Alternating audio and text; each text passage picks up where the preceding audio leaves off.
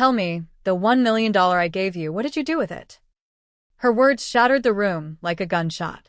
Forks clinked against plates, laughter died midair, and every pair of eyes swung toward me.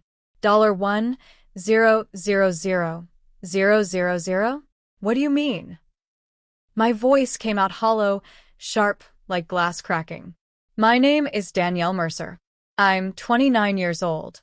And if you think you've seen family betrayal before, wait until you see how deep my bloodline can cut. What happens when the people who raised you decide you're guilty of crimes you never even touched? I stared across the table. My brother, Aaron, who hadn't lifted a finger in years, suddenly shifted in his seat. His face turned white, lips pressed so tight they almost disappeared. He wouldn't meet my eyes. Mom leaned closer, her manicured nails tapping the tablecloth like a drum of judgment. Dad sat stone silent, jaw clenched, gaze burning holes through me. Around us, cousins and aunts whispered like spectators at an execution. I felt the heat climb my throat. The humiliation was deliberate. The timing was calculated. And the $1 million accusation? That was the dagger. Because I had never seen that money. Not a cent. My pulse thundered in my ears. Mom, I think you're mistaken. I managed. She arched a brow, voice dripping with venom. So you squandered it already? I wanted to scream, to flip the table, to demand why they'd script my downfall in front of an audience. But something in Aaron's shaking hands told me the truth wasn't far away. 30 minutes later, headlights cut across the dining room windows. A knock thundered at the door. The police. And in that moment, I knew someone had set me up. The officer's boots echoed across the hardwood floor as silence suffocated the dining room. Danielle Mercer? He asked, his voice deep, clipped, official. I nodded, my throat too tight to speak. You're needed for questioning regarding financial fraud involving $1 million. My stomach dropped. It wasn't just humiliation anymore, it was a public execution. Mom gasped theatrically, clutching her pearls as if she were the victim. Dad stood tall, expression unreadable. But my brother, Aaron, he couldn't stop fidgeting. His knee bounced under the table like a ticking bomb. I don't understand, I whispered. I never received any money. The officer's eyes flicked toward my mother. Ma'am, are you the source of the claim? Yes, she said smoothly, her voice steady, her gaze sharp as steel. I transferred $1 million to Danielle last year. I want to know where it went. Gasps rippled across the room. Aunts whispered. Cousins pulled out their phones. I could feel their judgment piercing through me, branding me guilty before I could breathe. But beneath the humiliation, a darker realization clawed at me. This wasn't confusion. This was orchestrated. Someone had planned to destroy me, and they were playing their hand tonight.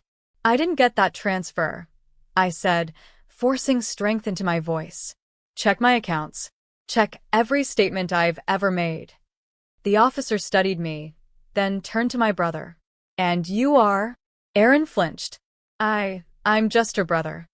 But his voice cracked, thin and guilty. My mother's glare sliced through him like a whip, warning him to stay silent. Something twisted in my gut. The missing million, the sudden accusations, Aaron's guilty pallor. The trap was set, but not for me. And soon, everyone would see it.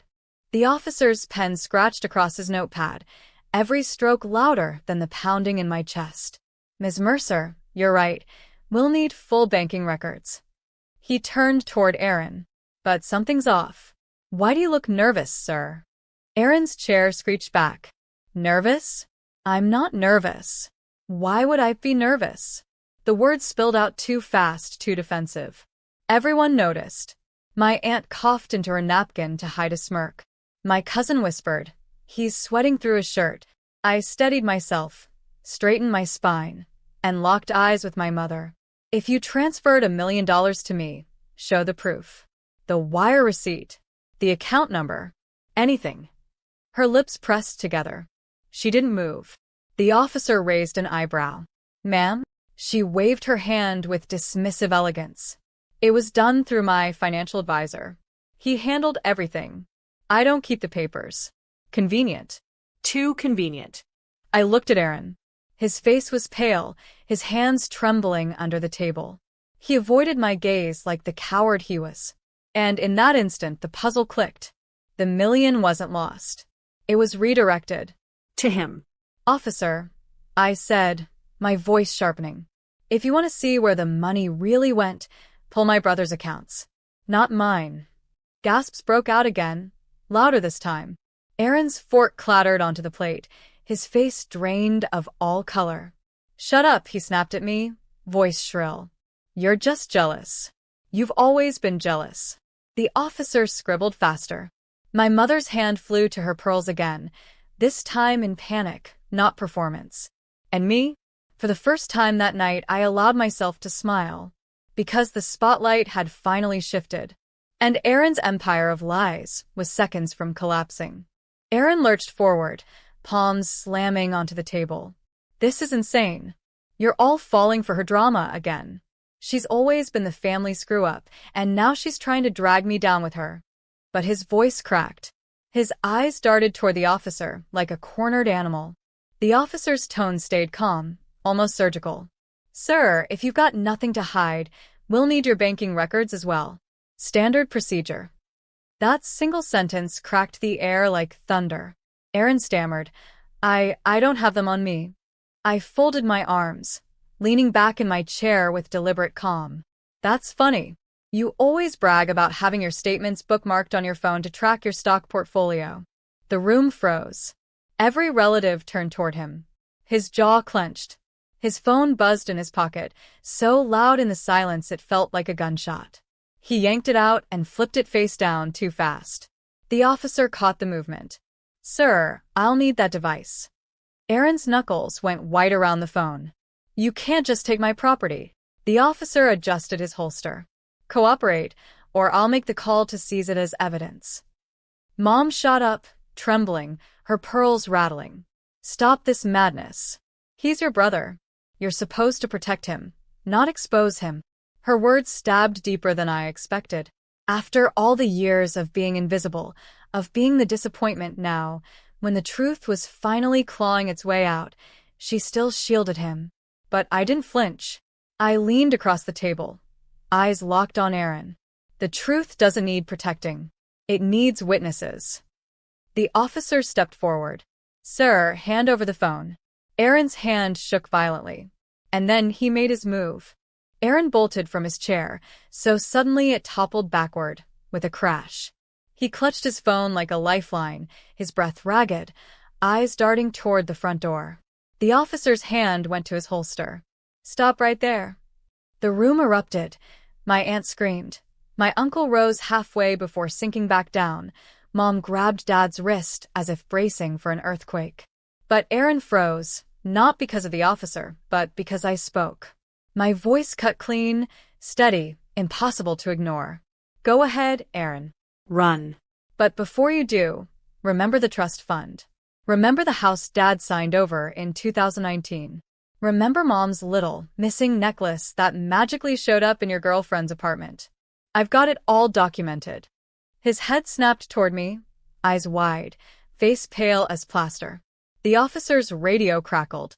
Another voice. Unit 4, we've got confirmation. The transfers were made to an account under Aaron Carter, matching the sum in question. Proceed with detainment. Gasps rattled around the table like breaking glass. Mom collapsed back into her chair, whispering, No, this can't be happening. Aaron's bravado shattered. The phone slipped from his grip, clattering onto the hardwood floor, screen lighting up with notifications. A flood of alerts, one after another, payment confirmations, wire receipts, luxury purchases, all in his name. The officer crouched, picked up the phone, and stood tall again. Sir, you're under investigation for fraud and theft. Aaron didn't resist this time. He just slumped forward, muttering curses under his breath. But then his eyes snapped up, wild and venomous. This isn't over, and you know it. They'll believe me before they ever believe you. I leaned back in my chair, a bitter smile tugging at my lips. Not tonight. Tonight, they've already chosen. The door shut behind Aaron as the officer guided him out in cuffs. For a moment, Silence ruled the room. Only the faint hum of the chandelier above reminded me this wasn't some fever dream. Dad's hands trembled as he pressed them flat against the table. His voice cracked, quiet but sharp. "Tell me you knew nothing about this."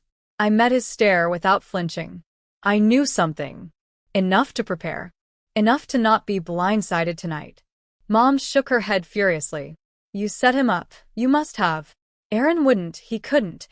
But her words faltered under the mountain of evidence sitting right there in the officer's hands. My uncle finally broke the tension. He could. And he did. You just never wanted to see it. That cut deeper than anything I'd said. Mom wilted back into her chair, face pale and drained, while Dad's eyes shimmered with a betrayal he'd never admit aloud. The officer gave me a nod on his way out, leaving only the family's implosion in his wake. That was when my phone buzzed. A single message, short but heavy. Funds secured. Transfer confirmed. I glanced at my brother's abandoned phone on the table, still lit with damning receipts. He had thought himself untouchable, bold enough to use my name and claim my mother's wealth as his own.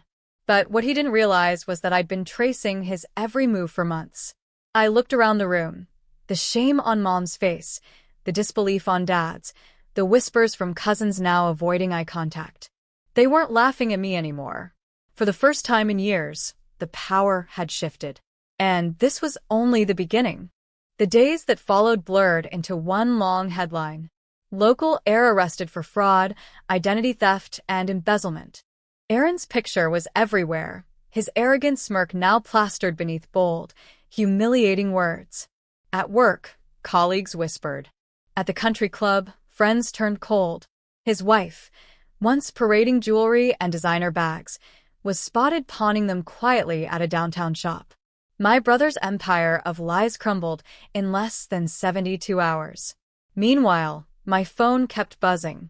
Family members I hadn't heard from in years suddenly wanted to check in. Old friends congratulated me on handling it with grace. Even my parents couldn't keep their distance. One night, Mom appeared at my door, eyes swollen, voice shaky. "You could have told us," she whispered.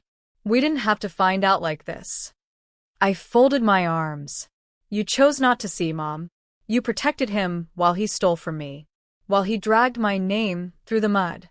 Did you ever once stop to ask how I was surviving?" Her lips parted, but no sound came. For the first time in years, she looked small, stripped of her certainty, her favoritism exposed under the harsh light of truth. Then came Dad, days later. No excuses, just a quiet, "I was wrong."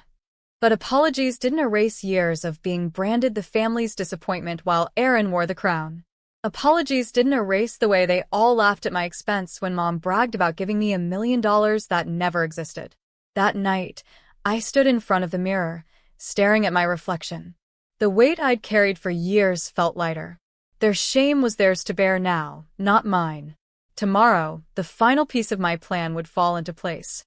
The courtroom was colder than I expected. Rows of faces, family, neighbors, reporters, lined the benches, their whispers echoing as Aaron was led in, shackled at the wrists. For once, he wasn't the golden son, the untouchable prince. He was just another criminal, pale and trembling under the fluorescent lights. The prosecutor laid everything bare: forged signatures, stolen transfers, secret accounts. Each document was another nail in the coffin of the image my parents had built around him. When my name appeared on the evidence screen, victim, narrator's name, I felt my lungs finally expand, like I'd been holding my breath for years. Aaron's attorney tried to spin it, blaming stress, blaming miscommunication. But when the judge read out the sentence, 12 years, no parole, the room erupted. Gasps, murmurs, my mother's faint sob. I didn't cry. Not one tear. I just sat still, hands folded in my lap, as the weight of my family's betrayal shifted off my shoulders and onto theirs. Outside, cameras flashed. Reporters shouted my name, asking how it felt to win. But this wasn't about victory. It was about reclaiming myself.